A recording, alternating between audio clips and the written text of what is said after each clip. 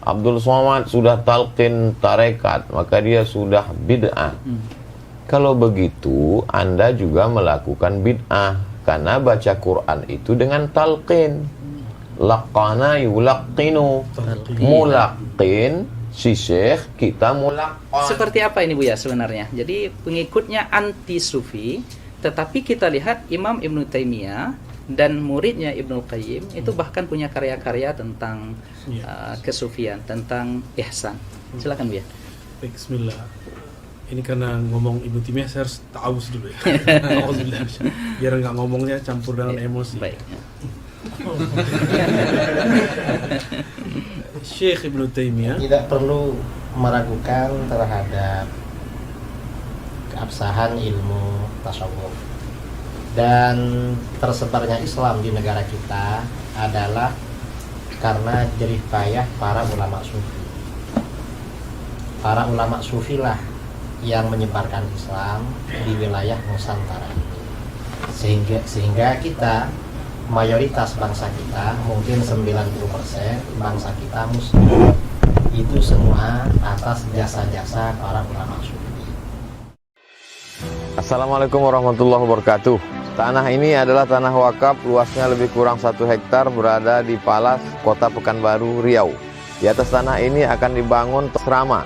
Inilah yang nanti akan berperan untuk tempat belajar santri kita. Kami amat sangat mohon kepada Allah Subhanahu wa taala, semoga dimudahkan, dan mari kita support pembangunan ini. Ini akan menjadi amal jariah kita sampai mati menghadap Allah Subhanahu wa taala. Apa yang kita tanam hari ini, itu yang akan kita petik. Apa yang kita wakafkan hari ini, itulah yang akan mengalir ke makam kita, ke kubur kita. Ma'akal tafa'afnaita, yang kau makan busuk, wa malabista fa'ablaita, yang kau pakai lapuk, wa mata sadaqta fa'amdaita, yang kau sedekahkan, itulah yang akan menolong, itulah yang akan menjadi amal jariah. Berkah selalu jamaah semuanya. Terima kasih. Assalamualaikum warahmatullahi wabarakatuh. Assalamualaikum warahmatullahi wabarakatuh. Waalaikumsalam warahmatullahi wabarakatuh. Bismillahirrahmanirrahim. Alhamdulillahi rabbil alamin, hamdal hamidin, hamdal mustaghfirin, hamdan yuwafi ni'amahu wa yukafi'u mazidahu. Ya Rabbana lakal hamdu kulluhu wa lakas syukru kulluhu, kama yanbaghi li jalali wajhikal karimi wa azimi sultanik. Asyhadu an la ilaha illallah wahdahu la syarikalah, wa ashhadu anna Muhammadan abduhu wa rasuluhu, la nabiyya wa la rasula ba'dahu. Fallahumma salli wa sallim wa barik ala sayyidina Muhammadin wa ala alihi wa sahbihi ajmain. Kaum muslimin, kaum muslimat, hadirin hadirat yang dimuliakan oleh Allah Subhanahu wa taala, pada pagi menjelang siang ini Allah mentakdirkan kita dengan takdir terbaik, berkumpul dengan para ulama di dalam majelis ilmu, yang mana pada hari ini begitu spesial. Bersama kita telah hadir Al-Ustadz Tuan Guru Profesor Dr. Haji Abdul Somad LCMA, dan juga telah hadir bersama kita Al-Ustadz Tuan Guru kita Buya Dr. Ar-Razi Hashim LCMA, yang mana saya yakin mereka berdua ini tidak saling mencari, tidak saling ingin bertemu barangkali, tetapi takdir Allah begitu indah, Allah pertemukan mereka berdua. Dan juga insya Allah nanti pada beberapa saat lagi Kiai Haji Idrus Ramli juga akan hadir bersama kita. Alhamdulillah, bertemunya para ulama kita ini dan kita duduk bersama mereka menyejukkan hati kita. Mudah-mudahan apa yang kita lakukan pada pagi menjelang siang ini insya Allah menjadi pemberat timbangan kebaikan kita di akhirat kelak. Amin ya rabbal alamin. Hadirin hadirat, para asatiz yang dimuliakan oleh Allah Subhanahu wa taala, tema kita pada pagi ini menarik, yaitu membincangkan salah satu dari pilar agama kita, di mana pilar agama kita terdiri dari 3 hal. Yang pertama iman, yang kedua Islam, dan yang ketiga ihsan.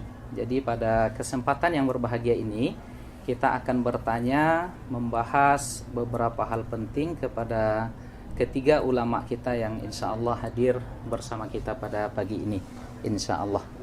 Dan insya Allah dalam beberapa detik lagi Kiai Idrus Ramli akan datang. Kita sambut beliau terlebih dahulu. Insya Allah. Baik.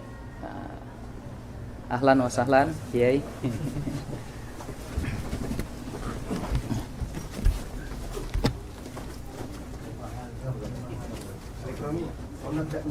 Nabda min al-awwal.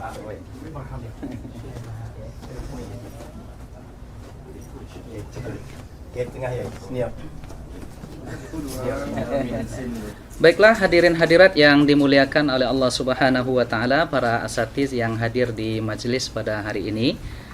Untuk tidak memperpanjang mukaddimah, kita langsung akan berdiskusi santai dengan ketiga alim ulama kita yang hadir pada pagi ini bersama kita, di mana tema besar kita pada hari ini adalah meluruskan stigma negatif terhadap tasawuf.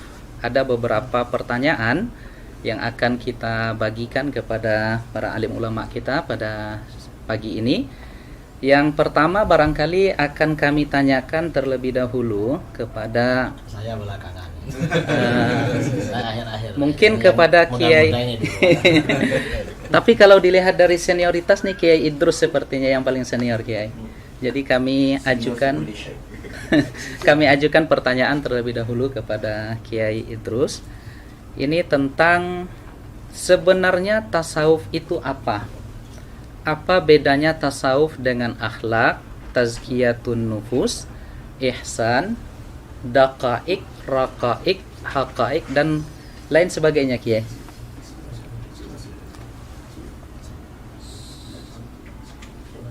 Ya, Assalamualaikum warahmatullahi wabarakatuh. Waalaikumsalam warahmatullahi wabarakatuh.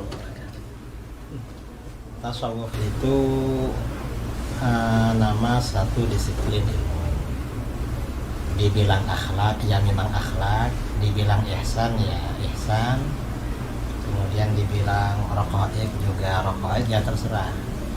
Cuma yang populer memang tasawuf, dan orang-orangnya disebut sufi.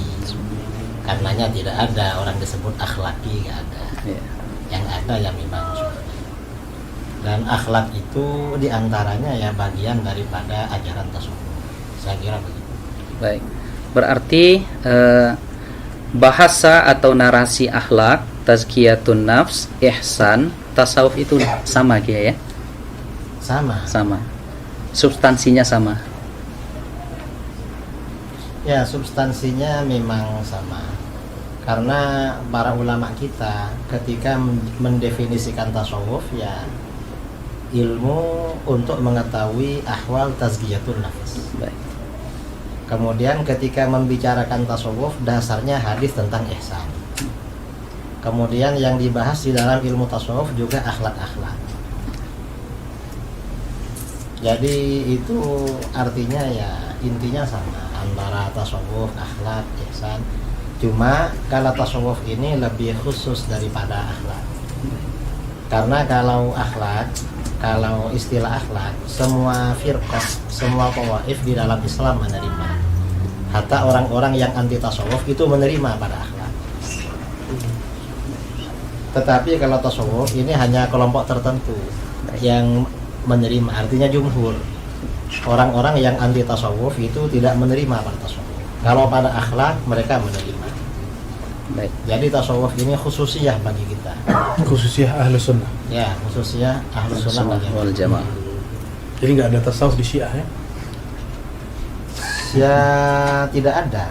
Tidak ada tasawuf di Syiah. Walaupun mungkin mereka menghubung-hubungkan atau mengaku-ngaku ada tasawuf, ya hanya menghubung-hubungkan, mengaku-ngaku. Karena asas tasawuf itu tazkiyatun nafas. Termasuk tazkiyatun nafas itu kan menyucikan hati dari prasangka yang tidak baik. Syiah itu prasangkanya kan tidak baik pada sahabat, pada siapa. Jadi memang tidak ada tazkiyah. Baik. Sahih. Terima kasih Pak Kiai Haji Idrus Ramli atas jawabannya yang begitu luar biasa. Kemudian kita ingin mengelaborasi sedikit ya, menambah lagi Ini kami tujukan kepada Al-Ustadz Profesor Ustadz Abdul Somad. Apakah bertasawuf itu mesti bertariqah, atau apa hubungan tarikat dengan tasawuf itu, Ustaz? Silahkan, tafadhol, Ustaz. Bismillahirrahmanirrahim. Assalamualaikum warahmatullahi wabarakatuh. Guru kita Al-Mukarram Kiai Haji Muhammad Idrus Ramli, Buya Dr. Ar-Razi Hashim. Terima kasih moderator kita Al-Mukarram Ustadz Dr. Zul Ikrami. Bersama kita juga ada Imam Besar Masjid An-Nur Pekanbaru Riau, Al-Mukarram Ustadz Dr. Zul Hendri Rais, dan para asatis yang tak dapat disebutkan satu persatu. Ada mutiara di dalam lautan. Mutiara itu berada di dalam kerang, terang benderang. Tidak mungkin bisa mengambil mutiara itu kalau tidak naik sampan. Sampannya itu adalah syariat. Lalu kemudian dia mesti berenang. Berenangnya itu adalah tariqat. Lalu kemudian laut, ada lautnya. Lautnya itu adalah hakikat. Lalu setelah dia naik sampan, berenang di laut. Kalau berenang di darat, itu buaya darat. Masuk dia ke laut itu, tenggelam dia, basah dia, nampaknya mutiara itu didapatkannya. Maka itulah dia ma'rifat. Tentu dengan proses yang panjang. Ketika Al-Ghazali, Abu Hamid ditanya, apa itu ma'rifat? Kata Imam Al-Ghazali, nurun yaqdhifullahu fi qalbi abdih. Cahaya yang ditembakkan Allah, dipancarkan ke dalam hati seorang hamba. Buah daripada riyadhahnya, buah daripada melawan hawa nafsunya yang zahir dan yang batin. Itulah dia. Lalu kemudian apapun nama kapalnya, ada kapalnya kebetulan dinakhodai oleh Syah Al-Imam Bahauddin Naqsyabandi, maka kapal itu namanya kapal Naqsyabandiyah. Kebetulan nakhodanya namanya Al-Imam Abul Hasan Asy-Syadzili, nama kapalnya Syadziliyah. Kebetulan nama nakhodanya Al-Imam Abdullah Asy-Syattari, nama kapal itu Syattariyah. Nama nakhodanya Muhammad bin Abdul Karim Samman, nama kapalnya Sammaniyah. Semua kapal-kapal ini berada di lautan La ilaha illallah Muhammadur Rasulullah. Maka insya Allah akan sampai.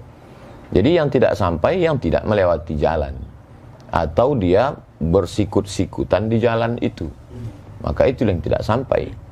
Makanya ketika para masyayikh itu bertemu, maka mereka bertemu karena memang diawali dari, kalau kata Al-Imam Syekhul Islam Zakaria Al-Ansari, kata dia ini adalah ilmun, suatu ilmu yu'rafu bihi, dengan ilmu ini bisa diketahui ahwali tazkiyatin nafs.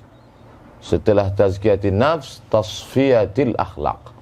Setelah itu ta'miriz zahir wal batin. Puncaknya adalah linailis sa'adatil abadiyah.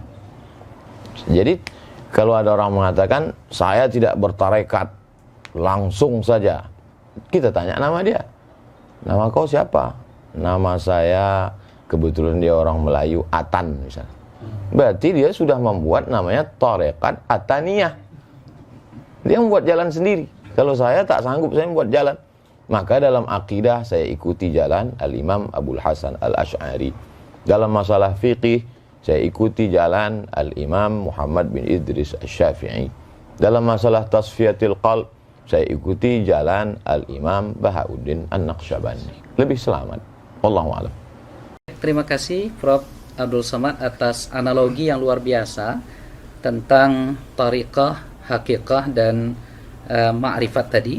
Sekarang kita kepada Abuya Dr. Ar-Razi Hashim, masih turunan tentang pertanyaan tadi.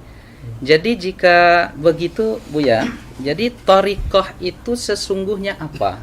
Lalu yang kedua, di dalam tariqah itu ada istilah yang kita dengar, yang jamak kita ketahui, yaitu istilah suluk. Nah, kemudian selanjutnya kita juga mendengar ada baiat terhadap torikoh tertentu. Nah, ini bagaimana sesungguhnya, Bu ya? Dipersilakan. Izin Pak, ya. Ya. Izin Syekh Musa. Ya, betul. Ada kata suluk ya, ada baiat, Ada baiat, torikoh. ada torikoh. Tadi sudah sangat gamblang disebutkan torikoh itu jalan. Jadi kalau bahasa saya sederhana, mau jadi dokter tapi nggak kuliah, bisa nggak? Nggak bisa. Nggak bisa. Nggak bisa. Mau usul kepada Allah tapi tidak bertorikoh. Nah, dalam torikoh itu seperti tadi Syekh Abdul Somad mengatakan ada renangnya, ada cara berlayarnya. Cara itu disebut metodologi. Metodologi itu kemudian diturunkan dalam bentuk suluk. Kemarin masih ingat kita waktu duha kemarin baca kitab Tartibus Suluk. Suluk. Suluk dalam kitab itu bukan suluk dalam pengertian awam. Pengertian awam suluk itu i'tikaf 10 hari, 40 hari. Enggak, semua thariqah punya metodologi tazkiyatun nafs atau tasfiyatul ahwal atau ma'rifatullah. Metodologinya itu kemudian diturunkan dalam sebutan suluk. Maka suluk artinya menempuh jalan. Menempuh jalan. Man salaka tariqan. Tariqan. Jadi pasangannya pasti tariqan. Nah, di situ ada yaltamisu bihi ilman. Nah, ilmu ini macam-macam. Ada ilmu billah, ada ilmu bi ghairillah. Kita bagi dua aja. Nah, tariqah itu suluk ila tariqillah.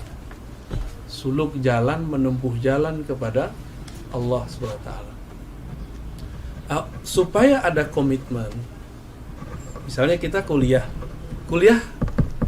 masuk dosen tertentu, ada kontrak belajar nggak? Ya. Ada. Kontrak belajar itulah baiat. Baik. Jadi kontrak belajar itu baiat. Ya. Di saat kita kuliah di satu tempat atau sekolah nyantri, kita pesantren, bisa nggak masuk pesantren 2 pesantren sekaligus? Tidak.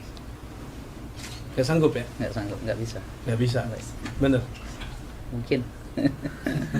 Bagaimana, Bu ya? Makanya baiat itu kalau lagi salik cukup 1 baiat. Satu.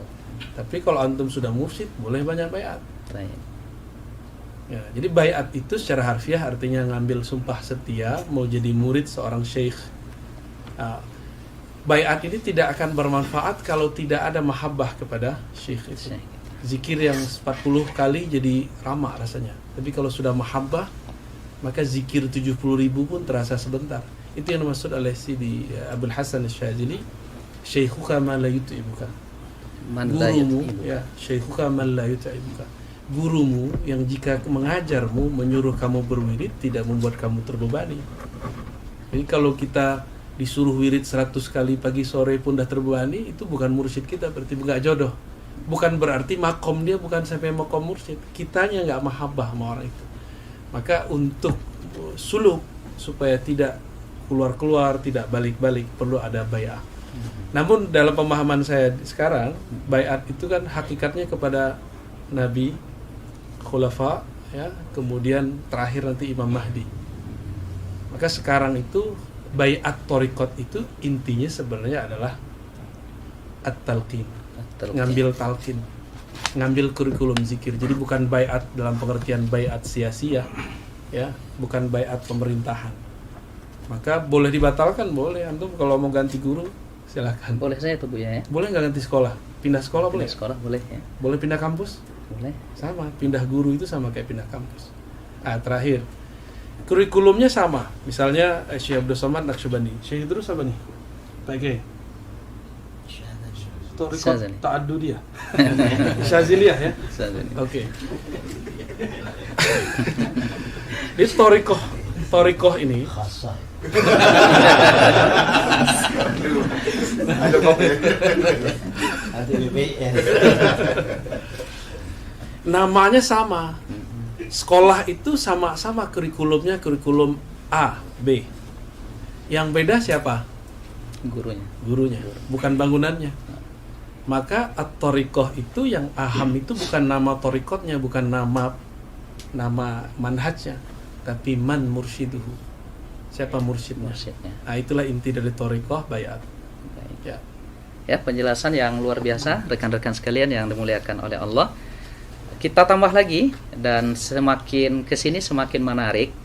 Ya, saya ingin ke Profesor Ustadz Abdul Somad lagi.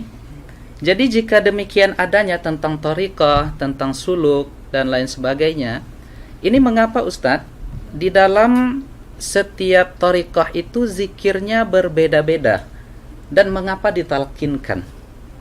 Silakan Ustaz. Saya dengan Al-Mukarram Dr.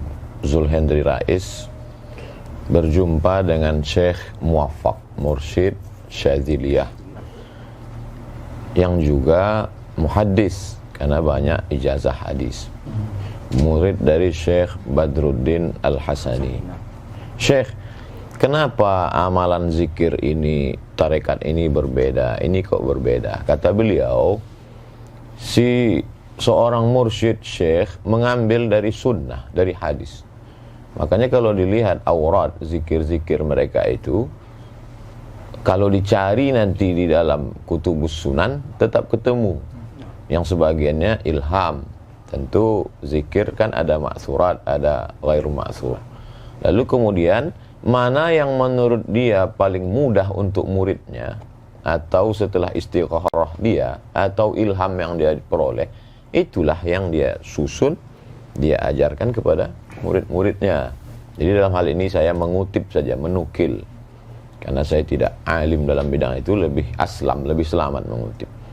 Jadi wirid dalam tarikat ini begini, dalam tarikat ini begini. Ini dalam hal bacaan, dalam hal jumlah dan selainnya. Adapun tentang jalan zikir, dalam hal ini dari pertanyaan-pertanyaan saya ada beberapa perbedaan. Saya tanya kepada Syekh ini tentang jalan zikir. Yang saya maksud jalan zikir itu jalan dia di dalam badan ini waktu berzikir itu. Kata Syekh ini, zikirnya dari Nabi, jalannya itu dari Syekh, dia dapat ilham.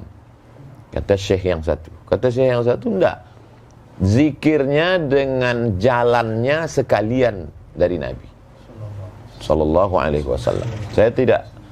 Yang penting kita biasanya dengan mursyid ini kal mayyit baina man yaghsiluhu, seperti mayat yang dimandikan. Maka tidak terlalu penting tentang itu, karena dia beramal tujuannya adalah dengan ridha itu dia sampai kepada ridha Allah. Jangan beramal untuk meminta sesuatu, tapi beramallah untuk mencari ridha Allah. Karena kalau kau beramal mencari ridha Allah, Allah akan berikan kepada engkau segala sesuatu. Nah, itu yang membuat mereka tidak terlalu mempermasalahkan itu. Saya pun mungkin ketika menanyakan itu mungkin sudah su'ul adab dengan Syekh. Ini apakah zikirnya dengan jalannya, atau zikirnya dari Nabi, jalannya dari Syekh? Apa tadi pertanyaan kedua? Saking banyaknya pertanyaan. Kemudian kenapa ditalkinkan? Kenapa mesti ditalkinkan? Kalau ada orang mempermasalahkan, Abdul Somad sudah talqin tarekat, maka dia sudah bid'ah. Kalau begitu, Anda juga melakukan bid'ah, karena baca Quran itu dengan talqin. Laqana yulaqqinu, mulaqqin si syekh, kita mulaqqan. Laqinu mautakum, talqinkanlah orang yang mau mati la ilaha illallah. Guru mentalqinkan la ilaha illallah, kata mulut dia. Jalannya begini, kata dia. Maka talqin itu metode pendidikan dalam Islam. Bagaimana kita tahu membaca alif lam mim? Itu kan dari talqin. Kalau dari PDF, alama, alam nasrah dengan alif lam mim sama tulisannya. Syekh Muhammad Mutawalli Sya'rawi pertama tahfiz Quran kan gitu, dikomplainnya gurunya. Itu tunjukkannya. Ini alif lam mim, kenapa di sini bacanya alam? Kenapa di sini alif lam mim? Itu tahu lewat talqin. Belajar hadis pun melalui talqin. Jadi kalau ada orang mempermasalahkan talqin dalam zikir, maka bermasalahlah semua ilmu kita ini. Jadi talaqi, musyafahah itu adalah nama lain dari talqin. Hadis, akidah, kita ini rata-rata kita bertalqin ke guru kita. Maka siapa yang tak bertalqin, berarti dia dapat dari mana? Dari buku. Tahammul wal ada, level yang paling rendah adalah wijadah. Wijadah ketemu di mana? Ketemu di buku, walaupun itu diakui, tapi dia tetap mesti bersambung. Dalam hal zikir, dia tidak sekedar ilmu, tapi di sana ada mauhibah, di sana ada barokah, di sana ada faid, limpahan dari tuan-tuan guru. Itulah yang kita harapkan. Maka dengan duduk ini mudah-mudahan kita semua mendapatkan limpahan faidul barakah dari Kiai Idrus Ramli, dari Buya Ar-Razi Hashim. Tapi yang paling banyak mengharapkan ini pasti barokah dari Kiai Idrus Ramli. Termasuk Buya Ar-Razi pun ingin mendapatkan. Wallahu a'lam. Terima kasih Prof. Abdul Somad ya yang sudah menjelaskan dengan begitu gamblang ya tentang sebegitu indahnya. Jadi apa yang disampaikan oleh Ustaz Abdul Somad dengan Buya Ar-Razi Hashim dengan Kiai Idrus Ramli tadi, sesungguhnya apa yang kita tanyakan dengan seluruh jawaban mereka tadi menampakkan keindahan pilar ketiga di dalam ajaran agama kita itu, yaitu tentang ihsan. Nah, kalau begitu Kiai, saya ingin ke Kiai Idrus Ramli lagi. Mengapa ada stigma miring terhadap tasawuf, atau banyak yang menyesatkan tasawuf ini Kiai, dan bahkan dengan tegas mereka katakan sufi itu zindik, kemudian sufi ini adalah orang-orang yang tidak terikat dengan Al-Quran dan Sunnah, dan mereka adalah ahlul bid'ah. Ini mengapa ada stigma dan kesan seperti itu Kiai? Silahkan Kiai. Ya, terima kasih ya. Stigma sebagian orang bahwa tasawuf itu sesat, itu kebanyakan karena mereka tidak tahu. Jadi kata Imam Ghazali dalam kitab Yahya, sering beliau sampaikan, an-nasu a'da'u ma jahilu. Manusia biasanya memusuhi apa yang mereka tidak tahu. Coba mereka tahu, tidak akan begitu. Seperti misalnya juga seperti sebagian orang-orang ya, orang-orang yang tidak suka tasawuf bilang bahwa ajaran-ajaran tasawuf itu bertentangan dengan Al-Quran dan Sunnah. Padahal orang sufi itu paling rajin baca Quran. Paling rajin baca. Syaratnya sufi harus rajin baca Quran, rajin zikir, rajin sholat. Itu kan dari Al-Quran Sunnah semua. Kemudian juga masalah bertentangan dengan sunnah. Dan ilmu tasawuf seperti disampaikan oleh Imam Junaid Al-Baghdadi. Ahlus Sunnah ini imam mazhabnya dalam tasawuf Junaid bin Muhammad Al-Baghdadi. Imam Junaid Al-Baghdadi mengatakan ilmuna hadza muqayyadun bil kitab was sunnah. Ilmu kita ini diukur, dipagari, dibatasi, diatur dengan Al-Quran dan Sunnah. Bahkan ya kata beli artinya apa? Seorang ulama sufi, seorang mursyid itu harus ahli tafsir, harus ahli hadis. Kalau tidak ahli tafsir, tidak ahli hadis, maka gak bisa menjadi teladan dalam ilmu tasawuf. Itu kata Imam Al-Junaid Al-Baghdadi. Dan para ulama sufi ini dasar-dasarnya kembali pada Al-Quran, pada Alkitab dan Sunnah, lebih dari itu. Karenanya kalau kita membaca biografi para ulama sufi atau biografi para ulama ahli hadis lah, ada kitab biografi ahli hadis seperti kitab Tazkiratul Huffaz karangan Imam Az-Zahabi. Biasanya kalau pakar-pakar hadis, dokter hadis seperti Tuan Guru Ustaz Abdul Somad, Tuan Guru UZR ya, ini tahu kalau kitab-kitab itu. Tahu ini dokternya hadis Pak, bukan? Hadas.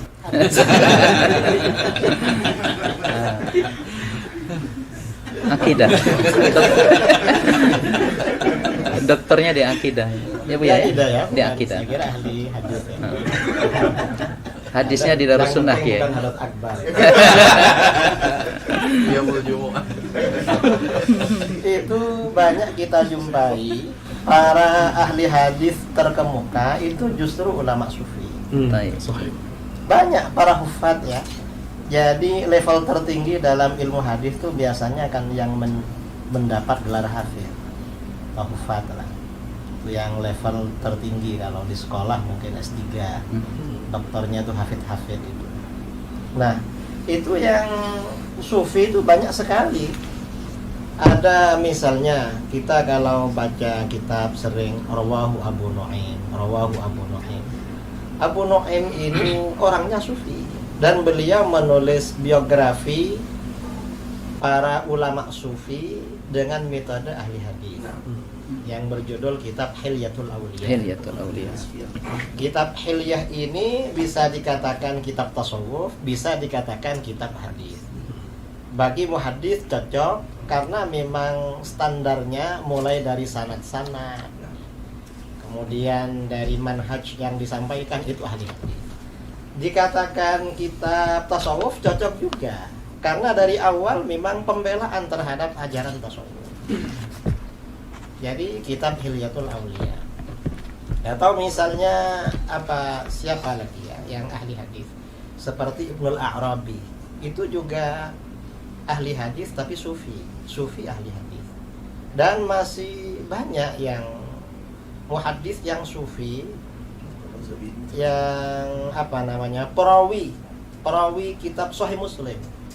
Sahih Muslim ini sanadnya sampai kepada kita itu melalui ruwat yang sufi.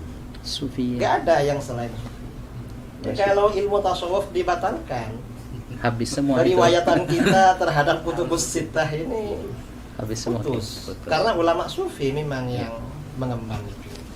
Kemudian lagi ya, ada yang mengatakan bahwa di kalangan tasawuf itu ada kelompok zindik. Yang zindik itu mungkin itu yang disebut dengan dakhil, oknum. Jadi dia sebenarnya bukan betul-betul sufi, tetapi tasawuf dijadikan kedok untuk menyebarkan kezindikannya. Nah, untuk oknum-oknum seperti ini bukan hanya di kalangan sufi, di kalangan ahli hadis ada juga. Makanya di kitab-kitab mustalah hadis ya, ada hadis-hadis palsu ahdatsat uzzanadiqah yang dibikin-bikin oleh orang-orang zindik. Dan ini gak bisa kelompok zindik yang membuat hadis-hadis palsu lalu kita jadikan stempel untuk merusak semua ahli hadis misalnya. Loh, ahli hadisnya ternyata zindik, padahal ya cuma oknum. Oknum itu ya di mana-mana. Di mana-mana ada. Di kalangan ahli kalam yang zindik ya juga ada. Kalangan ahli hadis ya ada. Hatta di kalangan fuqaha yang punya pendapat syadz itu juga ada. Di mana-mana ada memang. Dan kita ya menilai sesuatu itu standarnya secara umum, secara ghalib, bukan pakai standar yang syadz, yang oknum-oknum itu. Saya kira itu ya. Kalau masalah thariqah, sebenarnya kita semua ini berthariqah. Saya kalau thariqah dalam istilah ini tasawuf, thariqahnya secara tabarruk syadzili. Tapi kalau thariqatul hayah, thariqah kehidupan saya seperti dari guru-guru saya selalu menyampaikan thariqatuna at-ta'allum wa ta'lim. Thariqah saya ini belajar dan mengajar. Ada guru-guru mau ngajar kita dengar. Ada orang-orang mau belajar sama kita, ya kita ajari. Itu thariqah kita memang. Baik, terima kasih Kiai Idrus Ramli atas penjelasan yang begitu luar biasa. Saya akan ke Buya Ar-Razi Hashim. Jadi turunan dari ajaran thariqah itu Buya. Dan kita sering diserang di sini. Dan anehnya lagi saya lihat, yang saya perhatikan, mereka juga sesungguhnya ini persoalan robitoh. Jadi ada yang menyerang kita dalam persoalan robitoh, tetapi sesungguhnya mereka berrobitoh. Allahumma innaka ta'lamu anna hadhil quluba qad istama'at. Dan itu mereka sebut juga sebagai, kawan-kawan kita sebagai doa robitoh.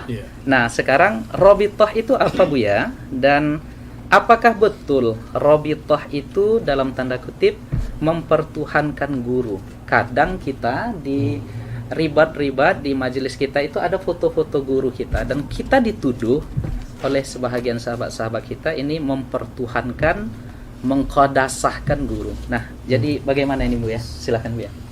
Ya, para pembenci tasawuf itu kurang mengerti bab cinta. Rabithah itu adalah alaqatul hub baina syekh wal murid, baina al-murid wa syekh.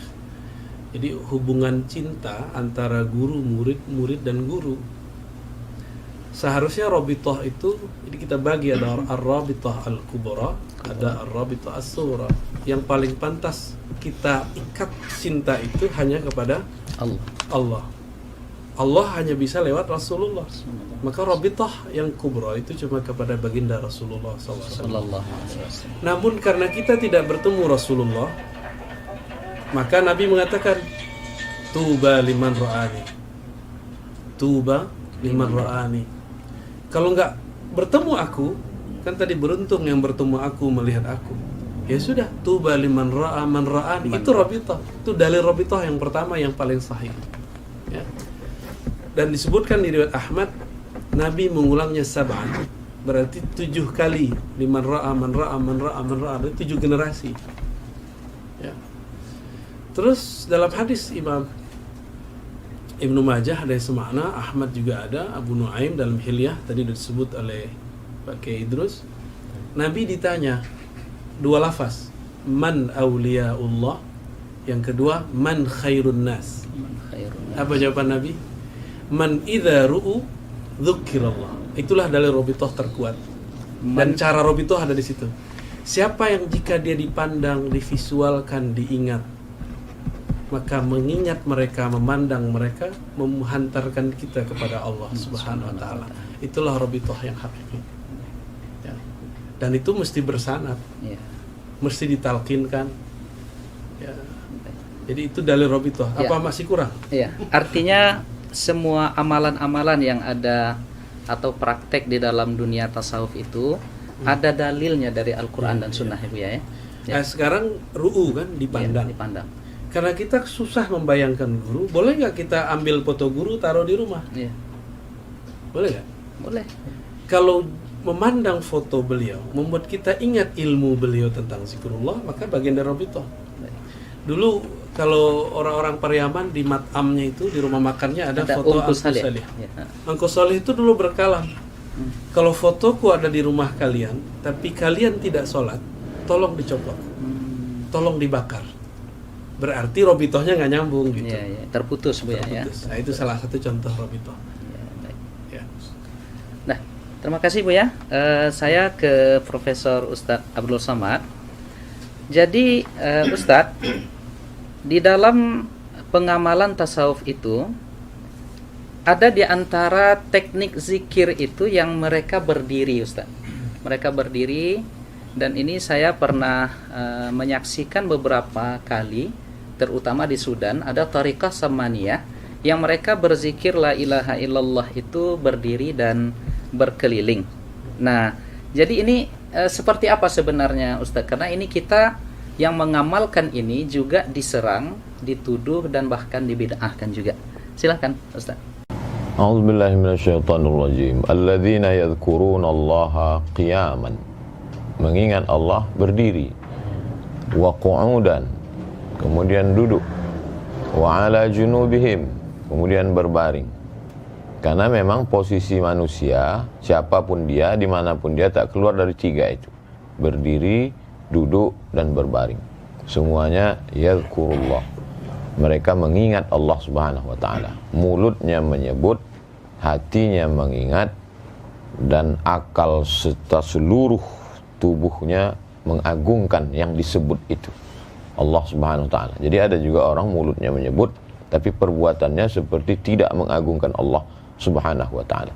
Adapun ketika dia bergoyang tubuhnya, maka ada, kalau kita menikmati sesuatu, ada ekspresi. Kalau kita ini diberikan minuman, andai ada minumannya, maka minumannya sama, ekspresinya berbeda. Misalnya Ustadz Zul Hendri ekspresinya matanya misal Ustadz Abdul Somad misalnya Masya Allah. Kiai Idrus tentu dia punya khas karena Buya Ar-Razi itu ekspresi itu tidak dibuat-buat. Kalau dibuat-buat namanya tasannu, dibuat-buat. Jadi Al-Imam Al-Qushairi dalam Ar-Risalah Al-Qushairiyah dalam pembahasan tentang as-sama, ketika mereka mendengarkan lantunan syair zikir, lalu kemudian terjadi ekspresi di tengah orang yang mendengar dan mengikuti itu atau hadrah. Kalau ekspresinya itu murni karena zauq dia, karena Allah, maka berarti itu memang pemberian Allah, hibah. Tapi kalau dia ternyata sengaja tasannu, membuat-buat supaya dikagumi orang, supaya disangka sudah wusul, padahal dia belum apa-apa, maka dia sudah kadzib, dusta, bohong. Jadi kalau kita kenal orangnya, kenal saya Ustadz Zulhendri misalnya, saya tahu pendidikannya, saya tahu keilmuannya, saya tahu amalnya, terjadi sesuatu pada dirinya, saya tidak akan tuhmah, saya tidak akan menuduh beliau sudah melakukan tasannu, membuat-buat. Tapi kalau ada yang jahil, kita sudah tahu, itu kekeliruan adalah ketika menghukum generalisir, diambil sampelnya si jahil tadi. Itu secara ilmiah tidak benar. Kita mau meneliti Masjid Ar-Rahman.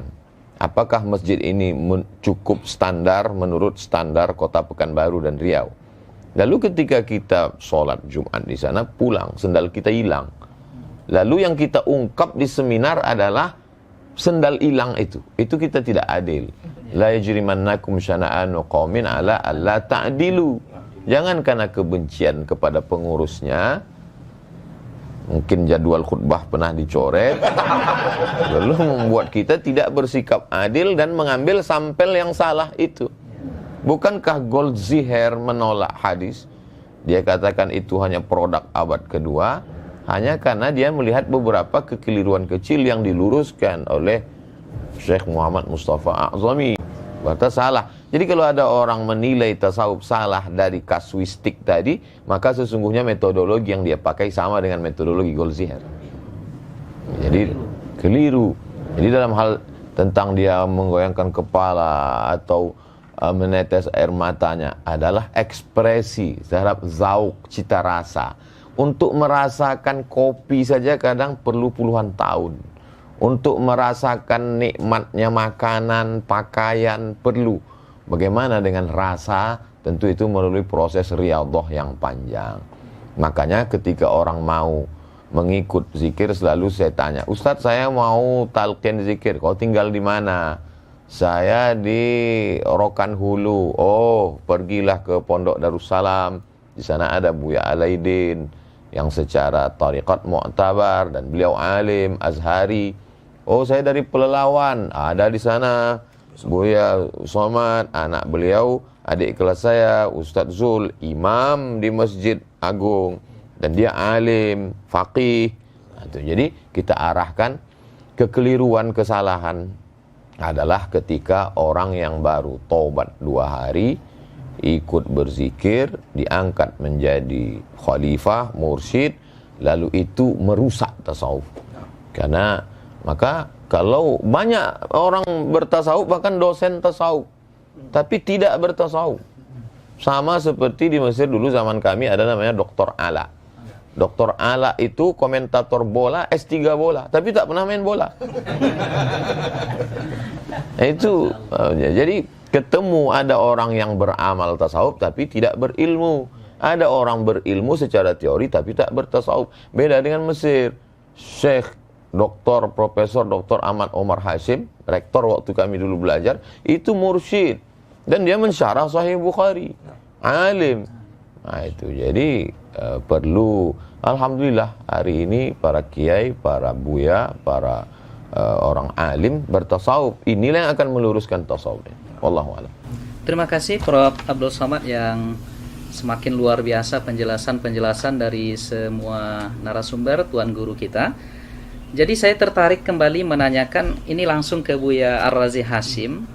Apa yang disampaikan oleh Ustadz Abdul Somad tadi, kenyataannya di tengah masyarakat kita lihat Buya, ada yang bergabung ke thariqah, masuk ke majelis tawajuh itu setelah itu dia ingin kebal peluru, kebal senjata tajam, yatiru fis sama wa yamshi 'alal ma.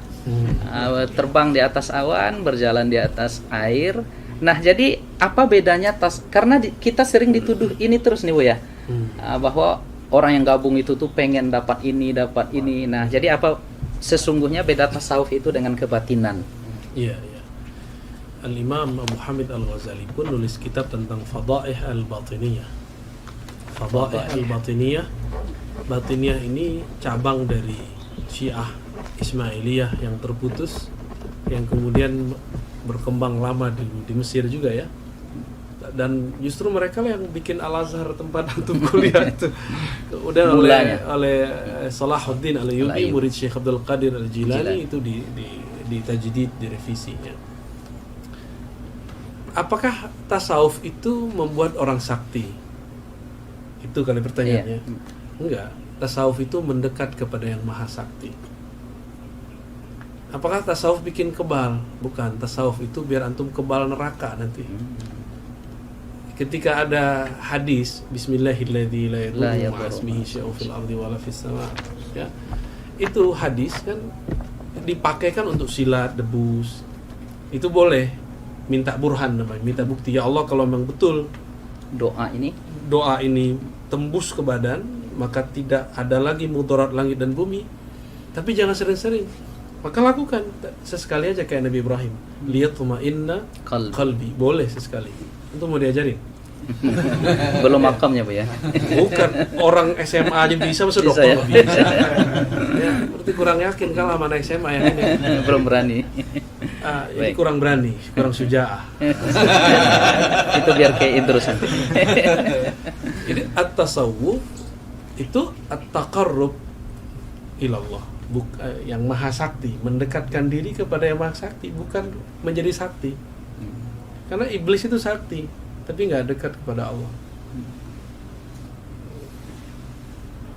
Ini nggak ada urusan kita mau yatiru alal hawa. Kalau itu hawa, burung setiap hari terbang. Apakah dia sakti?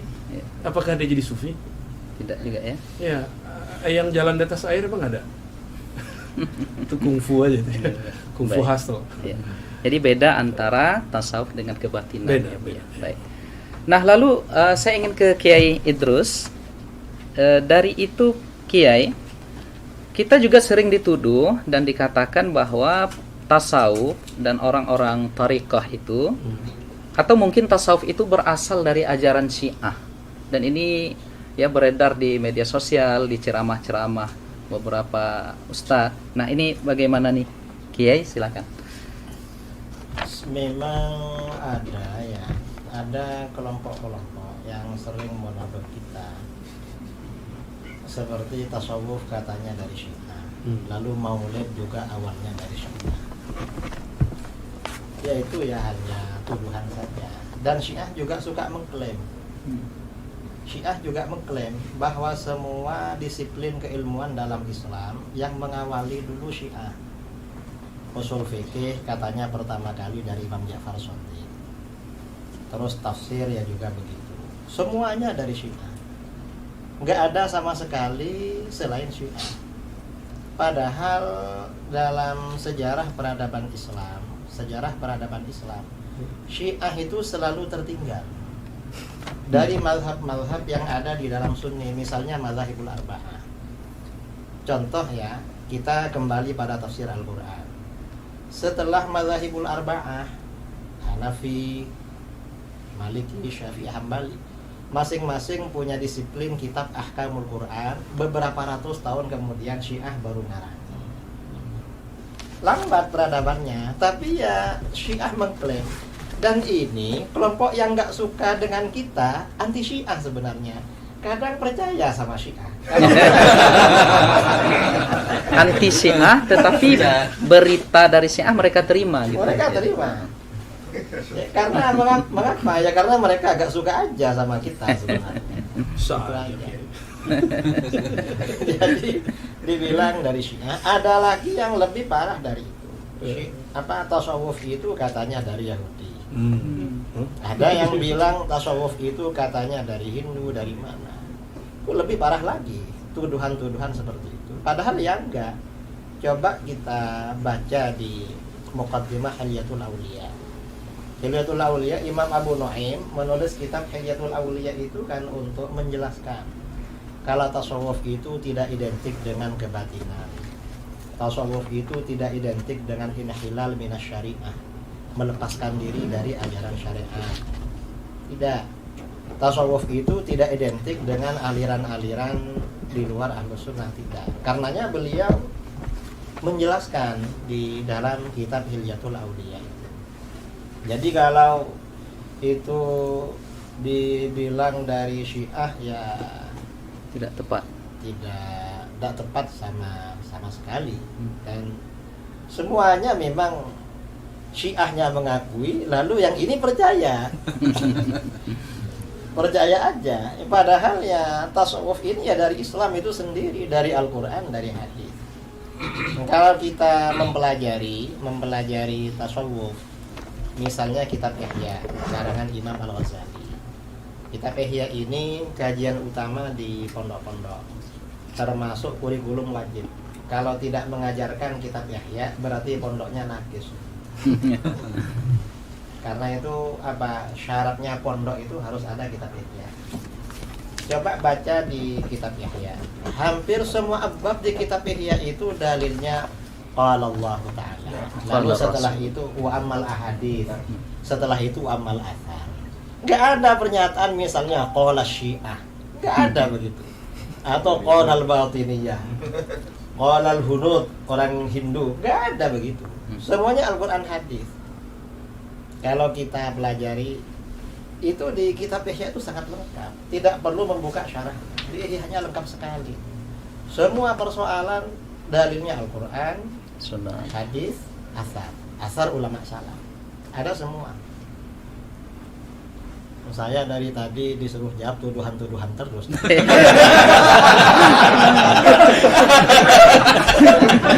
Moderator ya. Karena memang Kiai Idrus ini selama ini kita perhatikan menangkis subhat itu beliau Masya Allah, maka kita arahkan kepada beliau.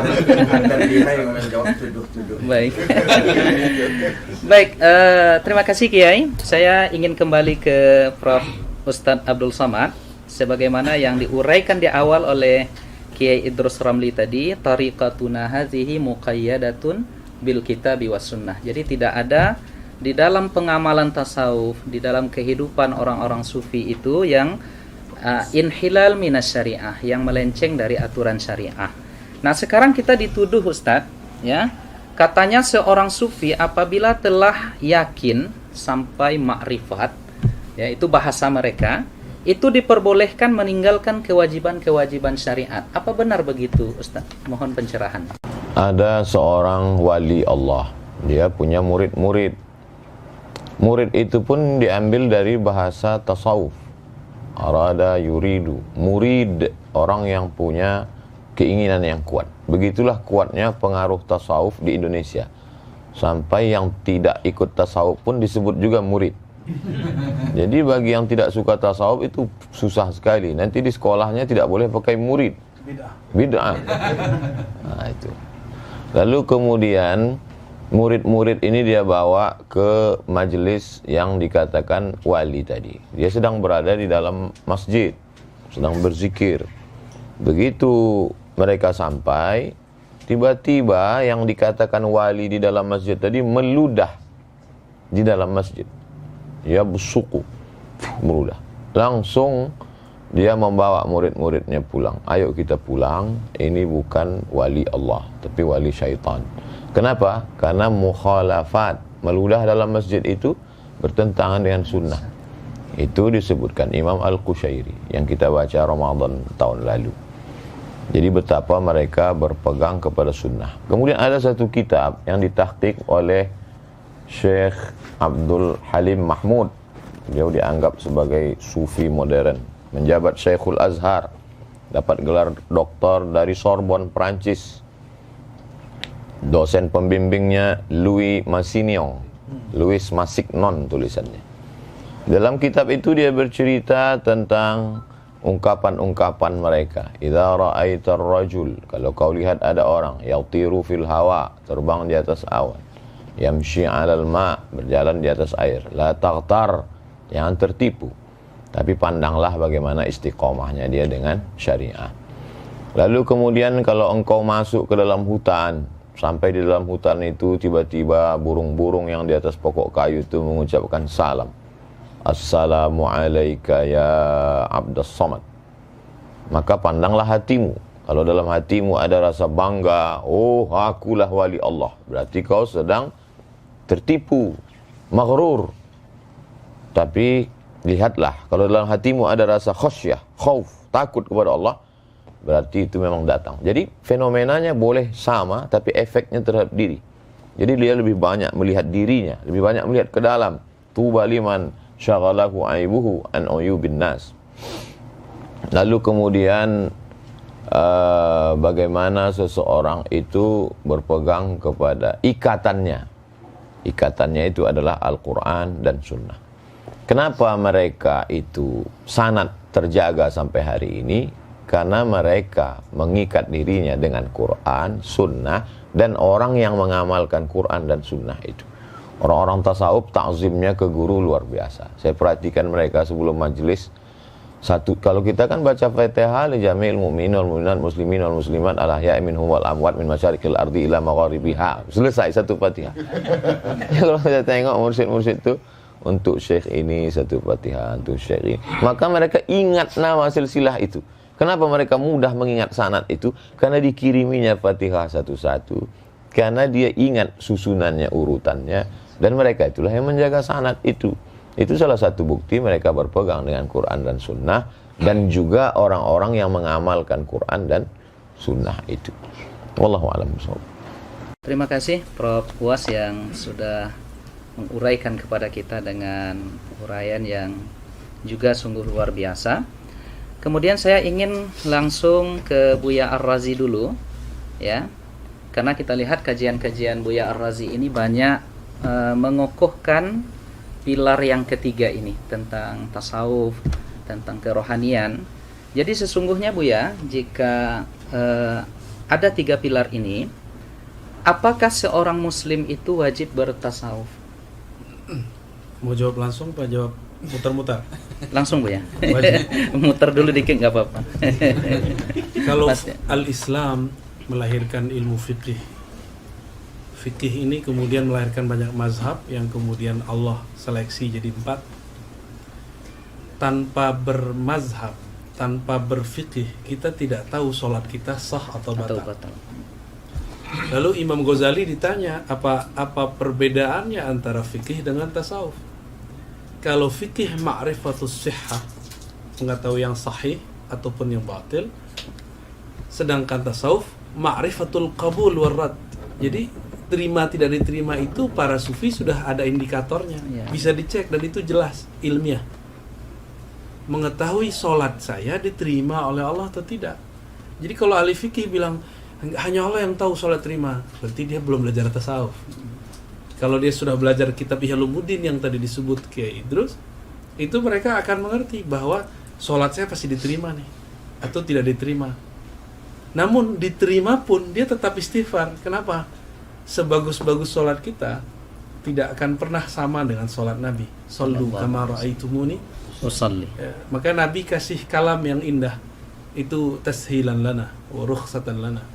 Kama ra'aitumuni. Nabi enggak mengatakan sallu kama usolli. Itu kan gawat kalau begitu. Bisa-bisa enggak sholat kita. Tapi kama ra'aitumuni, sebagaimana engkau memandang, melihat. Mandang Nabi enggak? Tidak, langsung. Maka kita mandang orang yang punya sanad kepada Nabi. Bersanad kepada Nabi secara zahir, itulah mazhab fikih. Lalu Nabi mengajarkan, kalau engkau sholat, bacalah wajjahtu. Itulah qalbu. Ketika takbir, kecilkan dirimu. Itulah ajaran ruhani Nabi. Maka kalau kita bersolat cuma belajar rukun 13, tapi tidak belajar rukun khusyuk, antum sampai mati juga nggak khusyuk, kusut aja ya. Jadi bagi saya belajar tasawuf itu wajib. Karena itu pilar Islam, iman, ihsan. Ihsan itu wajib nggak? Iya, wajib. cara untuk ihsan tuh tasawuf. Cara tasawuf tuh tarekat. Ma la yutimmu bihil wajib illa bihi fahuwa wajib. Ya. Baik. Terima kasih Buya. Ada 2 atau sekitar 3 pertanyaan lagi ya dalam 5 menit ke depan. Saya ingin ke Prof. Uwas dulu. Jadi ada serangan lagi untuk karena ini sifatnya pertanyaan, tidak lagi tuduhan-tuduhan. Karena ini tidak tuduhan-tuduhan lagi, tidak syubhat lagi. 2 pertanyaan terakhir ini, Prof. Jadi seperti apa sesungguhnya ya tasawuf itu dalam pengamalan salafus saleh? Ada nggak di masa salaf itu ya salafus saleh yang bertasawuf? Karena katanya ini tidak sesuai dengan manhaj salaf dan lain sebagainya. Mohon penjelasan dari Uwas. Khairul qurun qarni, sebaik-baik abad adalah abadku. Tsummal ladzina yalunahum. Kemudian 1 abad sesudah itu. Tsummal ladzina yalunahum. Kemudian 1 abad sudah itu. 3 abad inilah yang disebut dengan salaf. Jadi kalau ada orang mengaku guru kami dari kalangan salaf, ada di masjid, kata dia. Jadi kita pun terkejut-kejut. Kok bisa guru kau tuh hidup sampai sekarang? Jadi tentang Imam Ahmad bin Hanbal. Imam Ahmad bin Hanbal itu salaf karena meninggalnya tahun 241. Datanglah seorang perempuan bertanya ke Imam Ahmad bin Hanbal, apa hukumnya menjual kain tenun? Kain ini ditenun malam, ketika itu lewat tentara, bawa lampu, bawa terang, pas lagi terang itu dia nenun, pas tentara lewat gelap, pas lewat lagi terang tenun. Apa hukum menjual kain ini? Terus Imam Ahmad bin Hanbal nanya, Imam Ahmad tidak langsung jawab, dia tanya, kamu siapa? Saya adiknya Bishri Al-Hafi. Bishri Al-Hafi sufi. Itulah dalil bahwa salaf itu bertasawuf, karena Bishri Al-Hafi sufi. Kata Imam Ahmad bin Hanbal, inilah warak yang tingkat tinggi, karena orang hanya menjaga dari yang haram.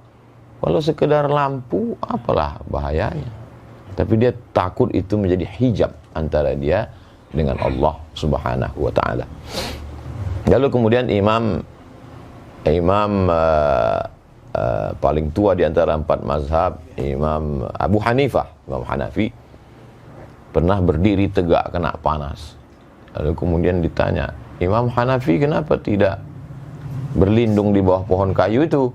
Kata Imam Hanafi, orang yang punya pokok kayu itu minjam duit ke saya. Saya takut kalau saya berdiri di bawah pokok kayu itu, kullu qardin jarra naf'an fahuwa riba.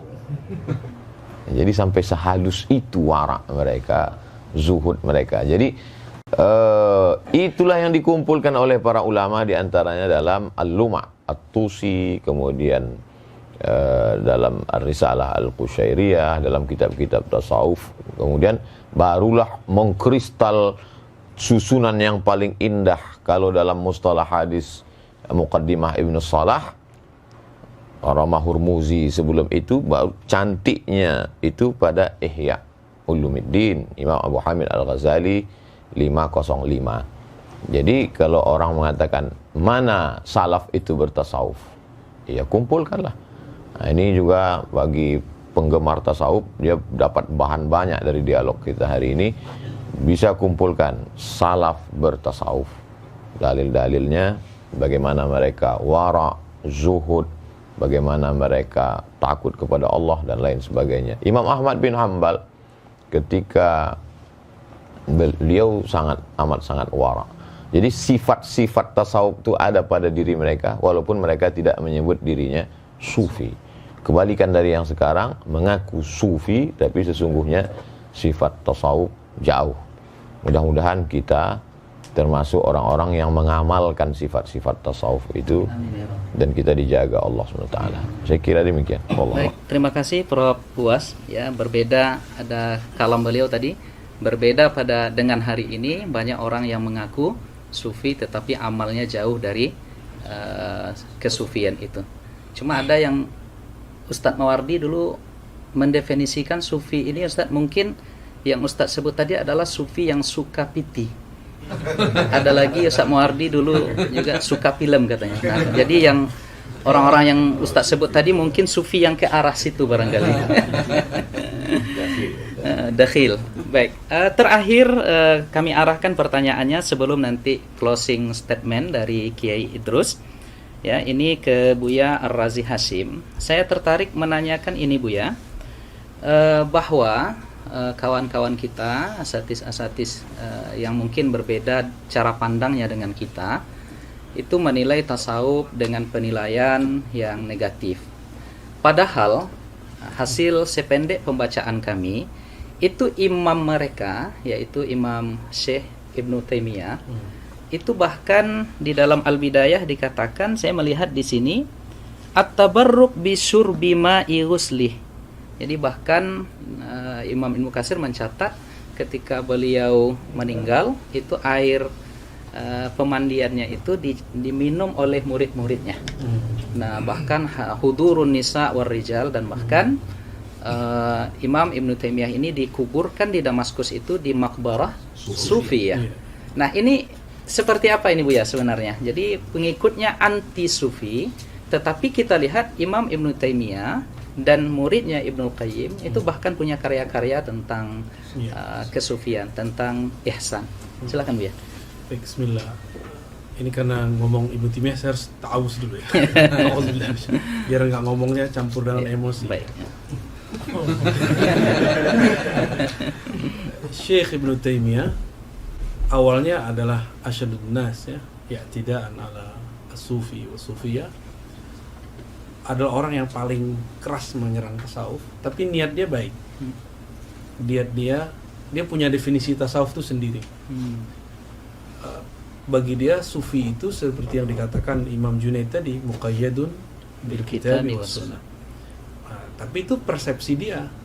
Maka dia seranglah Al-Bakri, dia seranglah Ibn Arabi, hatta Ghazali nggak selamat dari dia, hatta Al-Kushairi itu pun dihantam. Yang paling lucu yang dari kalangan Hanabilah yang menulis kitab Manazilus Sairin, Al-Imam Al-Harawi, yang gelarnya juga Syekhul Islam, itu juga dikritisi oleh dia.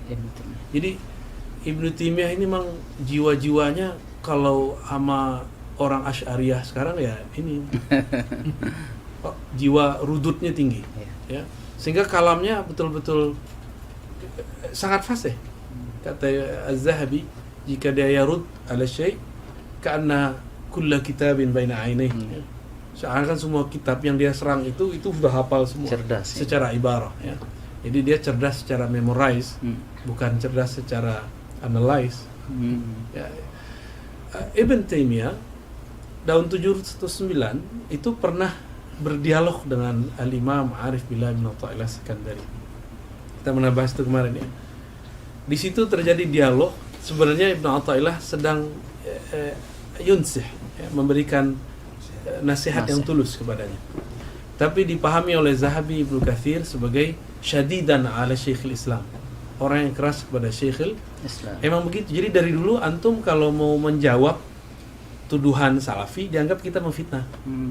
Kalau kita mengkritisi mereka itu dianggap apa? Nyebarin syubhat ya. Menjadi syubhat yang menyambar-nyambar. Syekh Ibn Taimiyah ini diabadikan sanad thariqatnya oleh Syekh Muhammad Hafiz At-Tijani dalam beberapa makalah sanad ya. Oh, jadi beliau ini punya sanad thariqah. Dan itu ke Sidi Abdul Qadir Jilani.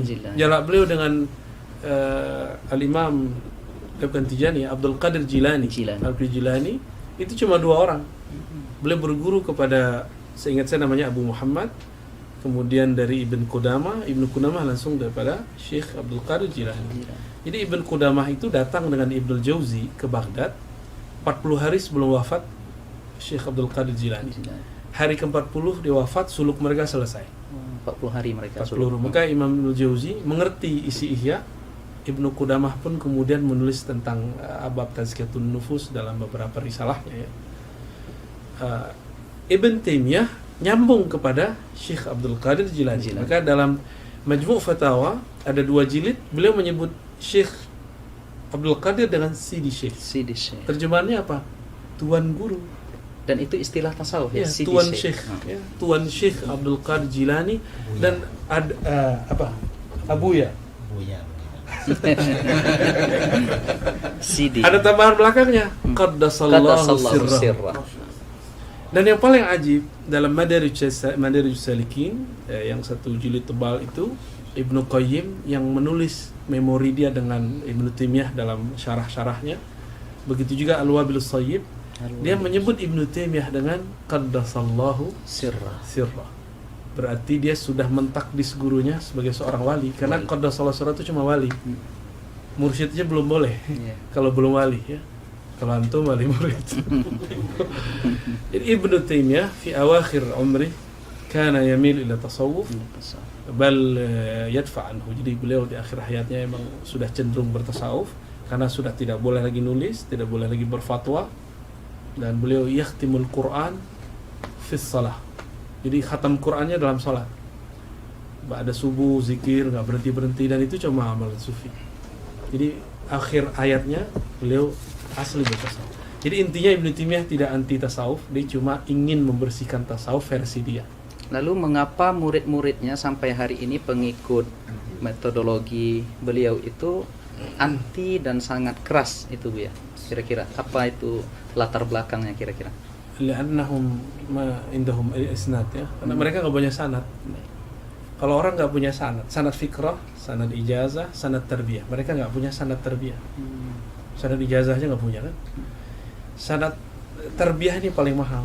Mereka nggak punya sanad tarbiyah, sehingga tidak ada yang ngerekam thariqatnya Ibnu Taimiyah. Ketika dikabarkan oleh para masyayikh, Ibnu Qayyim nulis Madarijus Salikin, itu Muhammad Hisan itu mentahzir kitab Ar-Ruh. Jangan dibaca kitabnya. Al-Adawi meragukan karya Madarijus Salikin. Usah baca kitabnya. Jadi mereka sendiri kurang ajar sama imamnya. Apalagi sama kita. Apalagi sama orang-orang di samping saya. Jadi ini terakhir ya. Kita itu walaupun mau menjawab mereka, tapi niatnya memperkuat diri kita. Kita la nashtaghil bimasailihim bi ikhtilafihim. Kita enggak usah repot dengan mereka. Kita perkuat saja aswaja yang kita punya. Masalah mereka mau jidal ya sudah, biarin aja. Nanti kalau jidal kita serahkan kepada Syekh itu. Baik. Baik, terima kasih Buya Razi Hashim ya, dengan segala informasi berharga yang beliau sampaikan kepada kita tentang sisi lain dari Al-Imam atau Syekh Ibnu Taimiyah. Kita masih menyebutnya imam, kita masih menyebutnya Syekh. Sebagaimana disampaikan oleh Buya tadi, murid-murid beliau sudah menganggap beliau pula menjadi seorang wali dengan ungkapan qaddasallahu sirrah. Artinya ujung-ujungnya kita yang ingin mencintai tasawuf ini adalah kebeningan kalbu. Maka kita tidak punya rasa benci kepada siapapun. Artinya ketika ada yang menuduh kita, tentu kita berhak untuk memberikan hak jawab. Itu aja barangkali ya Buya ya. Prof Was. Nah, terakhir kita minta closing statement dari Kiai Idrus Ramli, karena tadi pertanyaan-pertanyaannya memang yang sifatnya rudud harus diberikan kepada beliau dan sudah habis ya tentang rudud itu. Maka untuk closing statement kita berikan dalam waktu barangkali 3 menit kepada Kiai Idrus Ramli hafizahullah taala. Silakan Kiai. Hafizahullah, bukan Hafizahullah. Hafizahullah taala. Sengaja tadi disebut itu mau memancing Kiai. Apa komentarnya? Silakan Kiai, tafadhol. Terima kasih ya. Jadi saudara-saudara kaum muslimin dimanapun Anda berada, dari tadi kita menikmati sajian tentang ilmu tasawuf yang disampaikan oleh ini dua tuan guru yang sangat viral sekarang ini. Setelah saya gitu.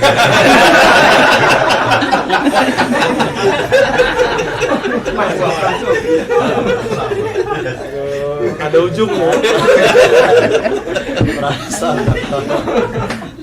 Tuan Guru UAS, kemudian juga di samping saya Buya Dr. Al-Razi Hashim, dan beliau semuanya dokter. Saya gurunya dokter. Saya dosennya. Saya ini kawannya. Dokter pilih ijazah. Maafin saja. Bahwa ajaran tasawuf itu adalah ajaran Islam yang murni dan sumbernya dari Al-Quran, hadis, serta pengamalan generasi salaf sejak para sahabat dan generasi berikutnya. Itu ajaran tasawuf. Dan tasawuf ini merupakan satu di antara 3 pilar dalam Islam yang tidak dapat terpisahkan. Kalau di dalam hadis yang terkenal dengan hadis Jibril, ada iman, ada Islam, ada ihsan. Iman ini kemudian di dalam agama kita ini diterangkan oleh para ulama dalam ilmu akidah, ilmu tauhid. Kemudian Islam, kemudian menjelma menjadi ilmu fikih. Dan ihsan menjelma menjadi ilmu tasawuf atau ilmu akhlak. Kalau tasawuf ini tidak ada, berarti terdapat kekurangan dalam diri seorang muslim, karena salah satu pilarnya tidak lengkap. Ini masalah tasawuf.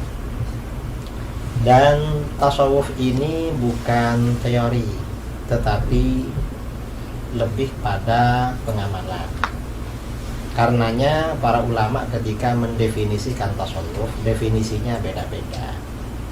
Karena yang mereka definisikan itu sesuai dengan ahwal atau apa yang dicapai, yang dirasakan oleh masing-masing. Karena memang tasawuf itu lebih pada pengamalan daripada teori. Karena itu kaum muslimin ya dimanapun berada, ya tidak perlu meragukan terhadap keabsahan ilmu tasawuf. Dan tersebarnya Islam di negara kita adalah karena jerih payah para ulama sufi. Para ulama sufi lah yang menyebarkan Islam di wilayah Nusantara ini. Sehingga kita, mayoritas bangsa kita, mungkin 90% bangsa kita muslim, itu semua atas jasa-jasa para ulama sufi. Kita bersyukur kepada Allah Subhanahu wa Ta'ala, cinta kepada para ulama sufi. Kalau Al-Fakir sendiri, Al-Fakir ya bukan sufi. Bukan sufi dalam arti yang diterangkan dalam ilmu tasawuf. Kalau seperti kita ini ya mungkin muhibbin. Kita ini menjadi penggemar ya, menjadi penggemar pecinta kaum sufi, itu sudah bagus sekali. Kalau kita ini menjadi sufi betulan seperti para ulama sufi yang dulu-dulu, ya mungkin ya bukan makomnya. Kita ini hanya makom pencinta sufi. Saya kira seperti itu. Dan saudara-saudara gak perlu ragu-ragu dengan kebenaran tasawuf. Kalau ada orang-orang yang tidak suka dengan tasawuf, menuduh-nuduh atau bilang sesat, bilang apa, itu gak perlu didengar. Karena mereka, yang jelas mereka tidak masuk dalam dunia tasawuf dan bukan orang-orang sufi. Saya kira itu dari saya, mungkin mewakili dari 3 narasumber, saya dan 2 kawan ini ya, termasuk mewakili diri sendiri. Idrus dilawan. Saya kira itu dari saya. Kurang lebihnya mohon maaf. Assalamualaikum warahmatullahi wabarakatuh. Waalaikumsalam warahmatullahi wabarakatuh. Masya Allah, rekan-rekan sekalian, para asatiz, para hadirin hadirat yang dimuliakan oleh Allah, keterangan-keterangan, penjelasan dan uraian yang disampaikan oleh ketiga pendekar aswaja ini luar biasa. Saya tidak akan menyimpulkan apapun yang mereka sampaikan. Tetapi sebagai penutup dari moderator, saya teringat dan diingatkan oleh beberapa kawan tadi. Dulu ada 3 orang Asy'ariyah sezaman. Yang pertama namanya adalah Al-Imam Ibnul Baqillani. Itu gelarnya digelari pada masa itu dengan Bahrun Mawrik, ya. Beliau ini ibarat lautan yang menenggelamkan. Kemudian ada Al-Imam Abu Bakar Ibnu Fawrak, ya. Ini gelar beliau adalah Sallun Mitrak, ya. Pedang pemukul besi. Jadi luar biasa hujah-hujah beliau sezaman dengan Imam Ibnul Baqillani. Dan ada lagi disebut oleh Imam Nawawi, beliau ini adalah Al-Ustadz Abu Ishaq Al-Isfirayini. Nah, ini gelar beliau adalah Narun Tuhrik. Narun Tuhrik, ya, api pembakar. Nah, sekarang agaknya kita boleh memberikan gelar kepada ketiga asatiz kita di sini, ya, rekan-rekan yang setuju, ya. Yang pertama kepada Buya Ar-Razi Hashim kita gelari dengan Barqun Lami', ya. Barqun Lami', kilat yang menyilaukan. Kemudian kilat yang menyilaukan, insyaallah dengan ilmu dan ruhani beliau. Kemudian kepada Yai Idrus, karena beliau biasanya garang, ya, untuk merudut segala, ya, mengkonter segala pemahaman-pemahaman yang keliru, kita gelari sebagai Asadun Qami', yaitu singa pemberangus. Karena beliau punya saja'ah, ya.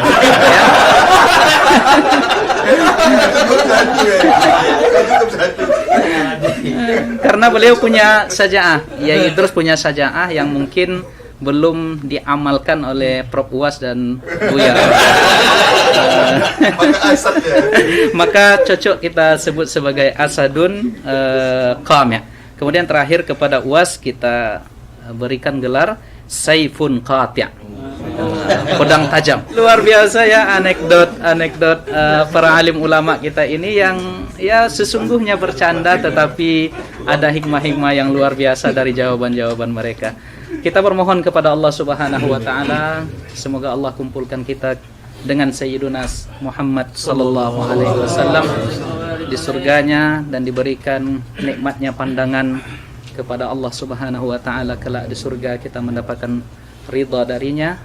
Dan tentunya kita yang berkumpul di sini dan siapapun yang melihat video ini mudah-mudahan diberikan kasih sayang oleh Allah Subhanahu wa taala, dan kita ungkapkan, ya, kepada mereka dan kepada yang hadir semuanya bahwa kita mencintai mereka karena Allah Subhanahu wa taala. Demikian acara kita, diskusi kita pada pagi ini yang mengumpulkan 3 pendekar aswaja, yang mudah-mudahan ini memberikan pemahaman yang baik kepada seluruh yang mendengarkan. Dan banyak maaf dari kami yang membawa acara ini. Kita tutup dengan doa kafaratul majlis.